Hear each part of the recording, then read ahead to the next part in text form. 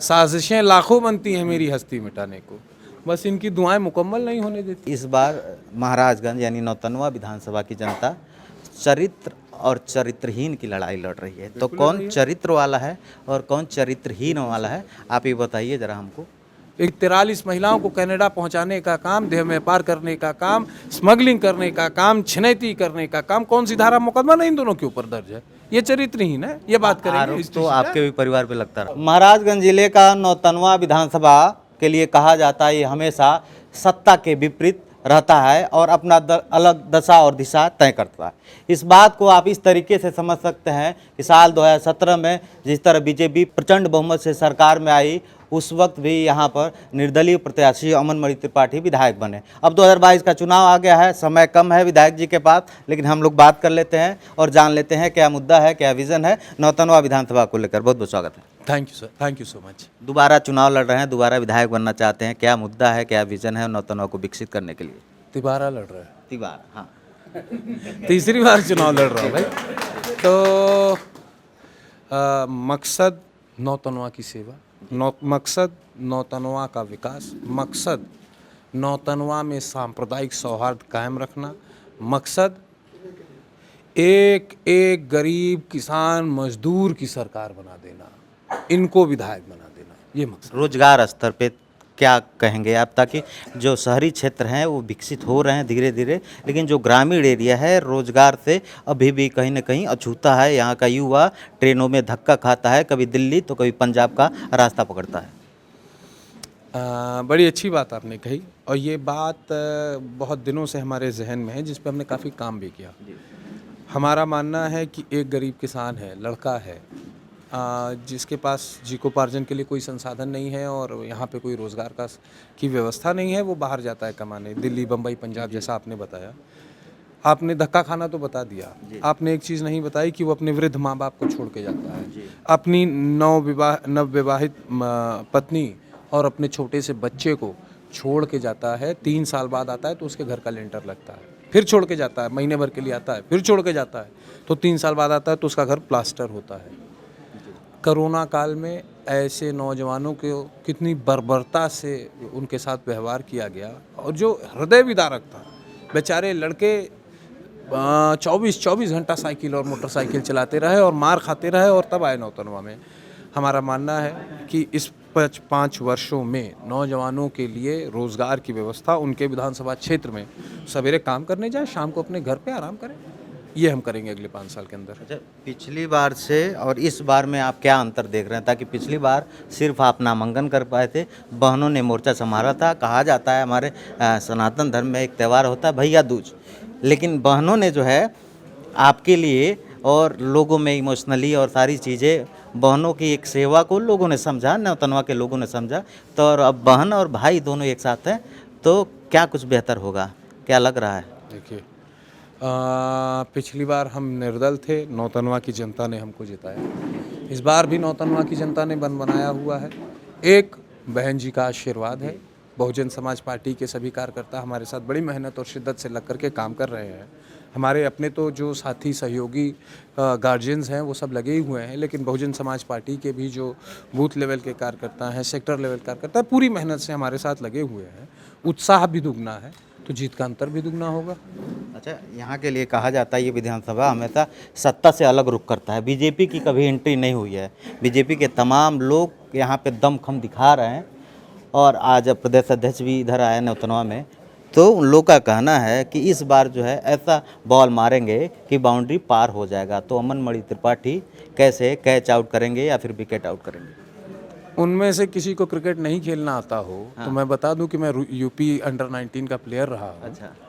और हमारे पास बहुत सारे ऐसे अवार्ड्स हैं, बेस्ट बैट्समैन के और बेस्ट विकेट कीपर के। कैच कैसे पकड़ना है, बैटिंग कैसे करनी है, जब दर्शक खुद ही आपको मैच खिला रहा हो, वोटर खुद अमनमणि और अमरमणि बनकर के चुनाव लड़ रहा हो, तो क्या बॉल फेंकेंगे और वो क्या कैच करेंगे और वो क्या बैटिंग करेंगे, आप बताइए। तैयारी कर लिया आपने?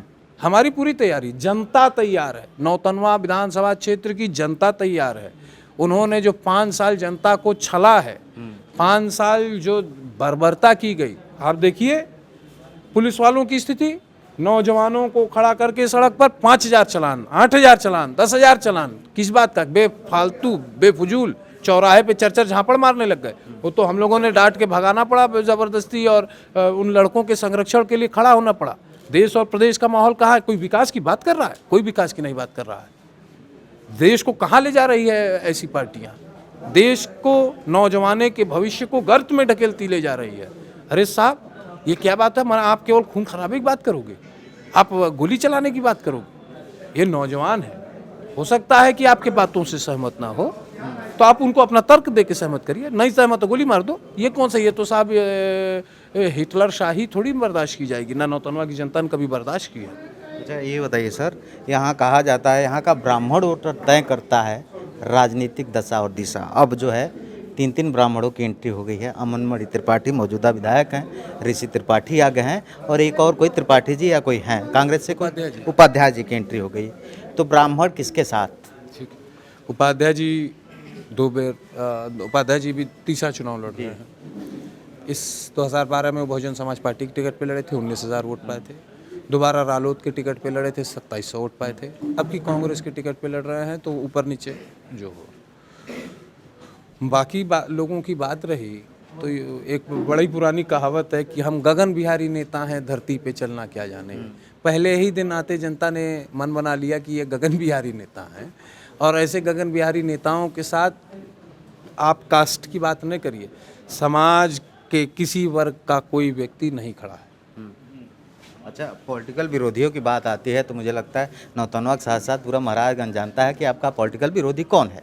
एक परिवार हुआ करता था अभी इस चुनाव के पहले, अब जो है अब आप किसको अपना विरोधी मानते हैं?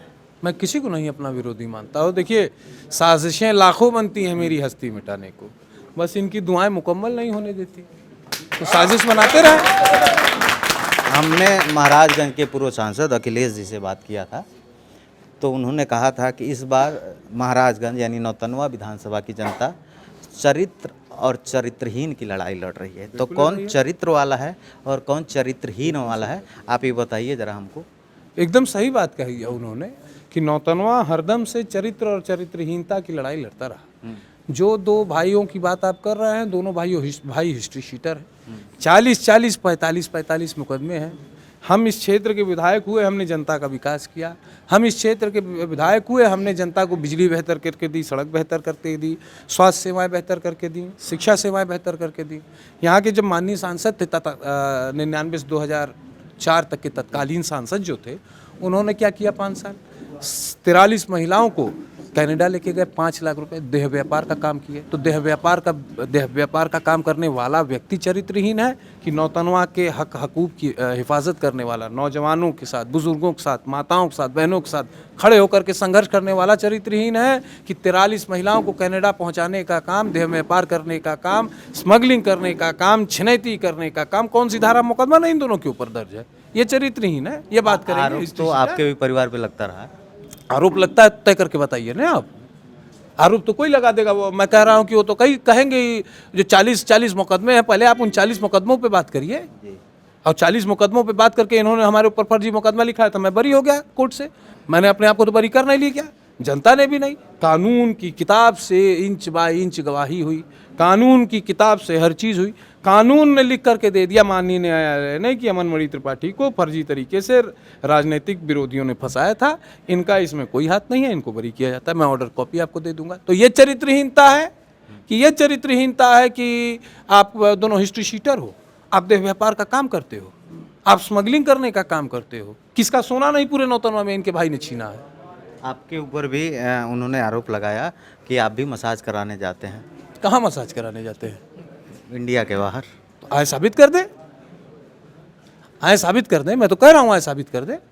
अच्छा, मेरा आखिरी सवाल, जब आपको बीएसपी से टिकट मिला तो 2 महिलाएं। एक बात और मैं आपसे कहना चाहूँगा इस पे कि मसाज कराने वालों की बात पर कि ये नौतनवा की जनता है जानती है। एक दूसरा कि किसान मेडिकल स्टोर जी, एक गरीब मुसलमान किसान का लड़का, उसको क्यों जेल भेजा गया? उस महिला से आपका क्या संपर्क था? हमारे साथ कोई अप्रिय घटना होगी तो मैं अपने परिवारजनों को पहले खोजूंगा, हमारे साथ कोई अप्रिय घटना होगी तो अपने शुभचिंतकों को पहले खोजूंगा। उन महिला के साथ कोई अप्रिय घटना हुई, सीधे 5 मिनट बाद मुन्ना सिंह साहब पहुंच गए, 10 ही मिनट में मुकदमा लिखा दिया, 11वें-12वें मिनट पे किसान मेडिकल स्टोर का लड़का जेल चला गया। अखिलेश यादव के नाक के बाल थे, अखिलेश यादव के नाक के बाल बन करके अपने चरित्र को छुपाने की कोशिश कर रहे थे, अपने दाग को बचाने की कोशिश कर रहे थे, यह साबित करने की कोशिश कर रहे थे कि किसान मेडिकल स्टोर वाला इसमें कल्प्रिट है, मैं नहीं हूँ। और सत्यता अगर सही से पुलिस जांच कर देती तो आज 376 में जेल में बंद होते। मेरा आखिरी सवाल, ताकि आपके पास समय के आपको बीएसपी से टिकट मिला, उसके बाद एक वीडियो वायरल होता है, आपकी सास वहाँ पे धरना देती हैं कार्यालय पे, क्या कहेंगे आप पे, क्या प्रतिक्रिया है?